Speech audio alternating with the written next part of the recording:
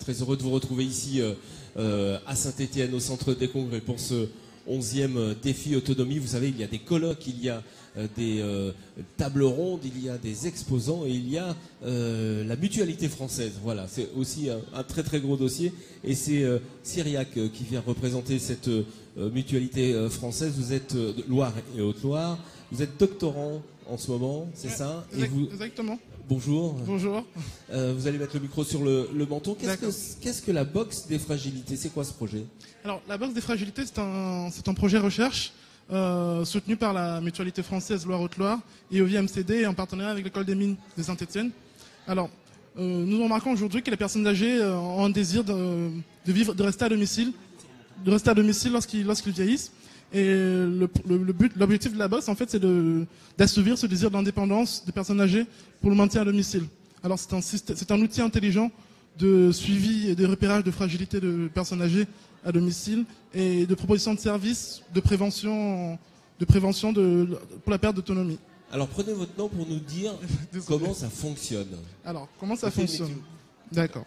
Comment ça fonctionne? Alors, c'est un ensemble de capteurs installés au domicile de la personne âgée. Capteurs de position, capteurs d'ouverture, de fermeture de porte, de luminosité, de température. Cet ensemble de capteurs vont nous fournir pas mal de données. Et ce sont ces données-là qui vont nous servir à repérer les activités de la personne âgée. On sait qu'une personne âgée a toujours une routine spécifique, se lève à 8 heures, prend son petit déjeuner, va faire son petit tour dehors et rentre pour le repas le midi. Alors, lorsqu'on aura repéré ces différentes activités de la personne âgée avec les données récoltées, on va essayer de repérer les changements d'habitude au fil du temps. Et ce sont ces changements d'habitude qui vont nous lever des alertes pour des problèmes, des potentiels problèmes. Si la personne dormait 8 heures avant et qu'elle dort 4 heures maintenant ou 6 heures, les problèmes de sommeil sont... Donc ça, vous avez les informations qui Exactement. arrivent et Exactement. vous pouvez intervenir. Comment vous intervenez d'ailleurs là-dessus?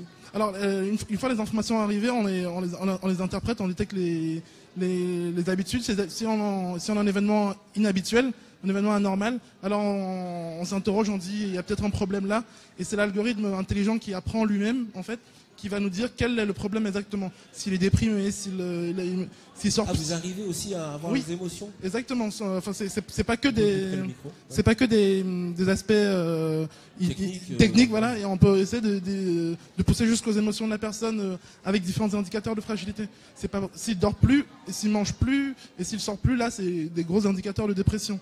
C'est en partenariat avec des professionnels de santé, en fait, qui nous donnent ces indicateurs-là pour essayer d'imaginer l'état mental du résident. Mais qui aura accès à ces données? En fait, les données sont accessibles par la mutualité française et OVI, qui ont une accréditation pour la gestion des données à caractère personnel. Et le résident lui-même pourra décider qui aura accès aux données. Ses aidants, le médecin, etc. Il peut y avoir plusieurs tuyaux. Exactement. Un seul tuyau à chaque fois ou l'ensemble des tuyaux? C'est le résident de décider. Il pourrait décider complètement qui aura accès aux données. Il n'y a que lui qui a le pouvoir de le faire. En moyenne, on pourra mettre combien de capteurs dans la résidence? Alors, je ne peux pas vous donner un nombre exact actuellement, mais ce qui est sûr, c'est que ces capteurs-là ne seront pas visibles par la personne, en fait. Ça ne changera rien à ses habitudes. Ce ne sera pas intrusif, il n'y aura pas de caméra, il ne sentira rien, il pourra vivre normalement. Avec juste l'assurance de ses aidants, comme quoi il est en bonne santé et tout se passe bien. C'est ça qui est important. Cyriac, merci beaucoup d'être venu sur le plateau. On va vous proposer évidemment d'autres interviews et d'autres invités ici dans quelques secondes. Merci Cyriac. Merci à vous.